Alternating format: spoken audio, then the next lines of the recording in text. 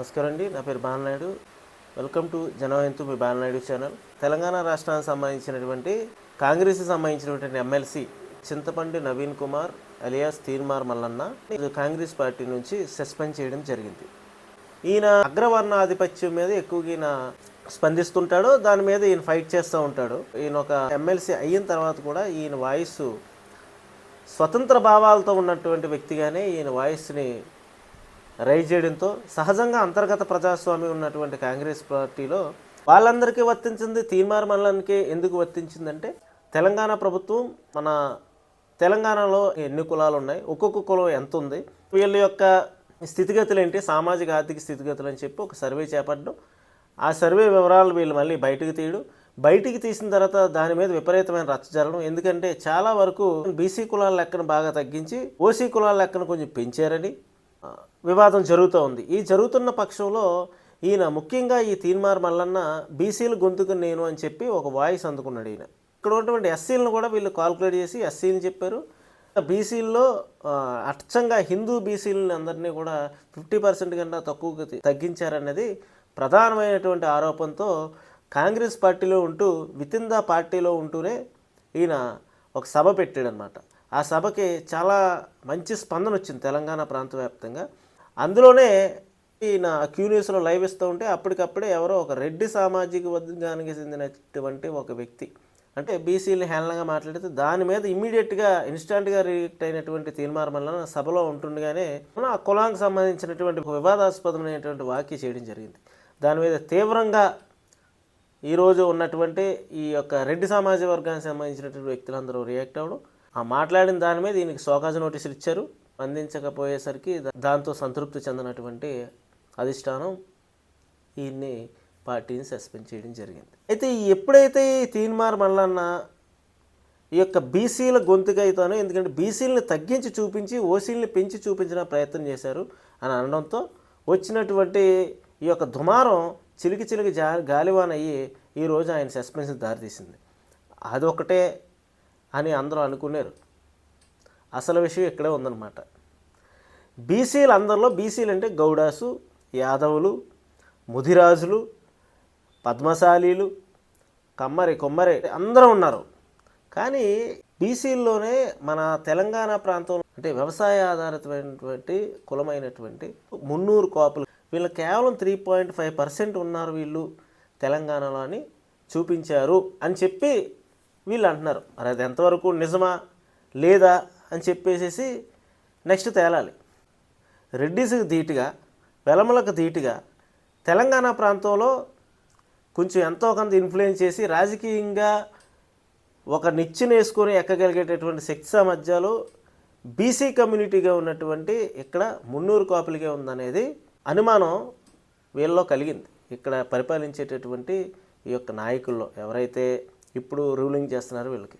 కాబట్టి వీళ్ళని తక్కువగా చూపే ప్రయత్నం జరిగిందా అనేది ఒక అనుమానం కలుగుతుంది. కులగణన మీద మున్నూరు కాపులు చాలా అంతర్గతంగా రగులుతున్నారు. అంతర్గతమైనటువంటి ఒక సమావేశం పెట్టుకున్నారు.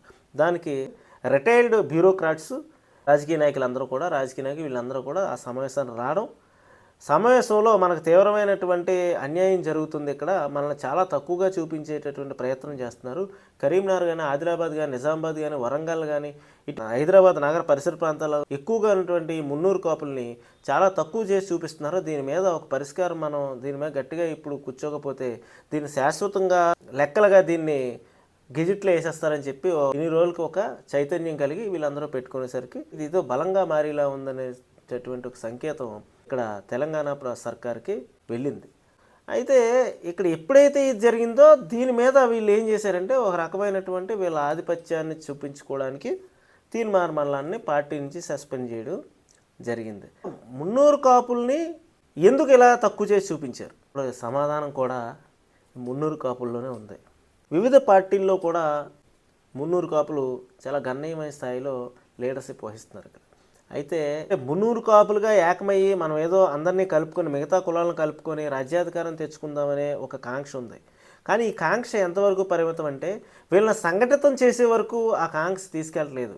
వీళ్ళు వ్యక్తిగతంగా కులాన్ని ఏమో ఉపయోగించుకొని అక్కడ వరకు ఒక లెవెల్ వరకు ఎదుగుదామనే ఒక టికిల్ మైండే తప్పించి దానికి ప్రత్యక్ష ఉదాహరణ మేము క్రితం జరిగినటువంటి జీహెచ్ఎంసీ ఎలక్షన్స్లో పవన్ కళ్యాణ్ గారు పోటీ పెట్టలేదు. ఈ పవన్ కళ్యాణ్ గారికి వీలైనటువంటి కొన్ని డివిజన్లు ఈయనకి కేటాయించి ఉండుంటే చాలా చక్కగా ఉంటుంది. అది కేటాయించలేదు.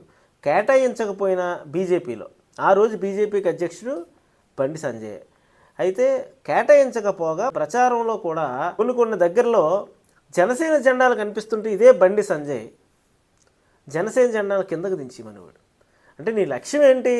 నువ్వు ఇండివిజువల్గా ఎదగడమా, లేదా కులం పేరు చెప్పుకొని కులంతో నువ్వు ఎదగడమా, లేదా నీ పార్టీ స్టాండ్లో నువ్వు ఉండు, కాదని అనట్లేదు. కానీ ఇంకొక పార్టీ కలిసి వచ్చినప్పుడు దాన్ని కలుపుకోవాలి అనుకునేటటువంటి భావన నీకు ఉండాలి కదా, నీకు లేదు. అదేవిధంగా అదే సమయంలో ధరంపూర్ అరవింద్ ఇంతవరకు ఎందుకు, వీళ్ళందరూ కాపులు, ఆంధ్ర నుంచి వచ్చి హైదరాబాద్లో ఉన్న కాపులు ఉన్నారు వీళ్ళు పెట్టుకున్న మొన్న మీటింగ్లో. అదేవిధంగా ఇక్కడ తెలంగాణలో ఉన్న కాపులు అంటే 300 కాపులు ఉన్నారు. వీళ్ళందరూ కలిపి ఏదో సాధిద్దామని చెప్పేసి అనుకున్నారు. అయితే అందులో కూడా పెట్టాలని చెప్పేసి ఒక జర్నలిస్ట్ మాట్లాడాడు, చాలా చక్కగా మాట్లాడాడు. ఒక పెద్ద స్థాయిలో కేంద్ర ప్రభుత్వంలో ఉన్నటువంటి ఒక హైలీ ఫార్వర్డ్ క్యాస్ట్ అయినటువంటి ఒక వ్యక్తి చిరంజీవి కూడా మావాడే అని చెప్పి అక్కడ కేంద్ర స్థాయిలో బాగా ఇన్ఫ్లుయెన్స్ చేసుకొని అతను ఆయా పదవులను కానీ లేకపోతే ఆయన పార్టీలో కానీ పరపతిని కానీ పెంచుకొని ఆయన ఏ విధంగా చక్రం తిప్పేవాడు అనేది నాకు తెలిస్తే నాకే ఆశ్చర్యపోయింది. మరి ఇంత తెలివైనటువంటి వ్యక్తి అక్కడ ఎవరి పేరు చెప్తే ఇన్ఫ్లుయెన్స్ చేస్తారో కూడా తెలుసుకోకుండా ఆశాంతం ఈయన ఏదో ఒకసారి చెప్పాలని చెప్పేసి ఒక మాట చెప్పి వదిలేడు తప్పించి రంగయ్య పేరును ఉటంకించాడు, అదేవిధంగా వేరే వాళ్ళ పేర్లు ఉటంకించాడు, వేరే వారి పేర్లు ఉటంకించాడు. కానీ ఎవరి పేరైతే చెప్తే మనకి వీళ్ళందరూ కూడా సంఘటితం అవుతారు, అందరూ ఏకమవుతారు ఆ పేరుతో అని చెప్పేసి అనుకున్నటువంటి పవన్ కళ్యాణ్ గారి పేరుని, చిరంజీవి గారి పేరుని ఆయన ఉటంకించేవాడు కాదు. మరి ఈ యొక్క భావన మీరు దేనికి దారితీస్తున్నట్టు? ఉన్నత స్థాయిలో ఈరోజు నీతి నిజాయితీకి నిలువెత్తి ప్రతిరూపమైనటువంటి ఆ కుటుంబం వీళ్ళని మీరు పదే పదే ఉటంకించి తీసుకెళ్తే ఆంధ్ర అనేది ఏం పడదు. ఎందుకు పడుతుంది? ఇప్పుడు భారతీయ జనతా పార్టీ ఇక్కడ ఉంది, అక్కడ ఉంది, కాంగ్రెస్ పార్టీ ఇక్కడ ఉంది, అక్కడ ఉంది, అదేవిధంగా జనసేన పార్టీ అక్కడ ఉంది, ఇక్కడ కంటెస్ట్ చేస్తుంది కదా. మనం రాజ్యాధికారం దిశగా వెళ్దామని చెప్పేసి చక్కగా మాట్లాడినటువంటి ఆ వ్యక్తి ఎవరి పేరు చెప్తే వీళ్ళందరూ ఏకమవుతారని చెప్పేసి ఆయన ఉపయోగించుకొని ఇక్కడ ఎదిగి అంటే వీళ్ళకున్న కంట్రిబ్యూషన్ వీళ్ళకి ఎలాగుంది సహజంగా మల్లన్నకో లేకపోతే సంజయ్కో లేకపోతే ధరంపూర్ అరవింద్కో లక్ష్మణ్ గారికో వీళ్ళకి ఉన్నటువంటి ఫేమ్ వీళ్ళకు ఉంది. కానీ దానికి మరింత ఫేమ్ని యాడ్ చేసుకోవాలంటే ఏం చేయాలనేది ఆలోచన చేసుకుని ఆ దిశగా వెళ్తే మీరు సాధిస్తారు తప్పించి లేకపోతే ఇంతే. బండి సంజయ్ని అధ్యక్ష పదవిని దించేశారు కదా, ఏం సాధించారు? సహాయ మంత్రికి ఏముంటాయి ఏ పేరుకి కానీ. అదే రోజు మళ్ళా నా పార్టీని సస్పెండ్ చేస్తారు కదా. అంటే ఎత్తిన గొంతును ఎత్తిన చేయిని ఖండించేస్తారు. ఏంటంటే ఏలేటి వాడి చేతిలో ఉంటాయి చట్టాలు కానీ గవర్నమెంట్కి సంబంధించినటువంటి ఆర్గనైజేషన్స్ కానీ. అంటే 13.5% ఉన్నటువంటి 300 కాపులు ఒక ఓట తీసేసారనుకో 3.5% అయిపోద్ది కదా. ఎవరు అడుగుతారు? వడ్డించేవాడు మనవాడైతే పంక్తిలో ఎక్కడ కూర్చున్నా పర్లేదట. మీరందరూ సంఘటితంగా ఒకటే అని చెప్పి ఎప్పుడైతే ప్రజల్లో మీరు మెసేజ్ ఇవ్వగలుగుతారో ఆ రోజున మీకు అన్ని పార్టీలు భయపడతాయి. సో కాబట్టి మీరే ఆ పార్టీల్లో ముందంజలో ఉండడానికి అవకాశం ఉంటుంది తప్పించి లేదంటే ఈరోజు చూడండి ఎంతమంది మాకే అనిపిస్తుంది 300 కాపుల పర్సెంటేజ్ ఇంతేనా అని చెప్పి. ఎంతోమంది మిత్రులు నాకు తెలిసిన వాళ్ళు ఉంటారు ఇక్కడ తెలంగాణకు సంబంధించినటువంటి. ఫస్ట్లో మేము ఆశ్చర్యపోయాం వీళ్ళంటే బీసీలో ఉండడం ఏంటని చెప్పి. ఎందుకంటే ఇంటి పేర్లు ఒకటే ఉంటాయి, అక్కడ పసుపులేడు ఉంటుంది, ఇక్కడ పసుపులేడు, అక్కడ తోట ఉంటుంది, ఇక్కడ తోట ఉంటుంది, అక్కడ ఆకులో ఉంటుంది, ఇక్కడ ఆకులో. కానీ విభజించి పాలించు అనే రీతిలో అందరినీ విభజించుకుంటూ పోయారు. అటు శ్రీకాకుళం విజయనగరం దగ్గర బీసీలని, రాయలసీమ మరియు నెల్లూరు ప్రాంతాల్లో ఉన్న వాళ్ళు బలిసినని, ఒంగోలు ప్రాంతం నుంచి వైజాగ్ వరకు ఉన్న ప్రాంతంలో ఉన్న వాళ్ళందరూ కాపులని, అదేవిధంగా తెలంగాణ ప్రాంతంలో ఉన్న వాళ్ళందరూ 300 కాపులని చెప్పి ఇలాగా చాలా బలమైనటువంటి డిసైడ్ ఫ్యాక్టర్ అయినటువంటి అతి బలమైనటువంటి అతి పెద్దదైనటువంటి ఈ కమ్యూనిటీని విభజించి చక్కగా ఎక్కడికక్కడ ముక్కలుగా చేసి వాళ్ళు హ్యాపీగా వాళ్ళు ఉన్నటువంటి మజిల్ పవర్తోనూ మనీ పవర్తోనూ వాళ్ళు రాజకీయాల్లోకి వస్తున్నారు. పవన్ కళ్యాణ్ గారు మాటను ఉటక్కిస్తే మీకు అందరికీ ఏంటి ఈగోస్?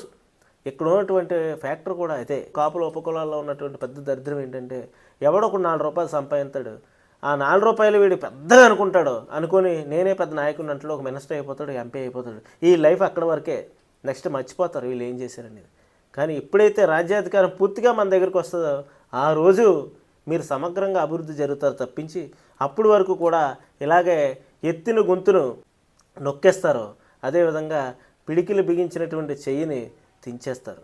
కాబట్టి మరి ఈ విధంగా విడిపోయి అందరూ కూడా ఒకరికొకరు ఇండివిజువల్గా ఉండిపోయి వివిధ పార్టీల్లో ఉండి ఎవరిని కలుపుకోకుండా వీళ్ళకి వీళ్ళే రాజకీయం చేస్తారా, లేదా అందరినీ కలుపుకొని వెళ్ళి మన బండి సంజయ్ అవ్వచ్చు, ఈరోజు తీర్మార్ మల్లన్న అవ్వచ్చు, లేదంటే ఇంకో రోజు సుబ్బయ్య అవుతాడు, ఇంకో రోజు ఎల్లయ్య అవుతాడు. ఎవరైనా సరే మీరందరూ కూడా ఒక బలమైనటువంటి నాయకత్వం లేదంటే బలమైనటువంటి నాయకులు కానీ ఎవరైతే కమ్యూనిటీలో ఉంటారో వాళ్ళని మీరు కలుపుకొని వెళ్ళకపోతే మాత్రం మీకు ఎప్పుడు కూడా ఈ విధంగానే పరిమిత స్థాయిలోనే యొక్క రాజకీయ నేపథ్యం మిగిలిపోతే తప్పించి ముందుకు వెళ్ళలేదు అని చెప్పి తెలియజేసుకుంటూ సెలవు తీసుకుంటున్నాను.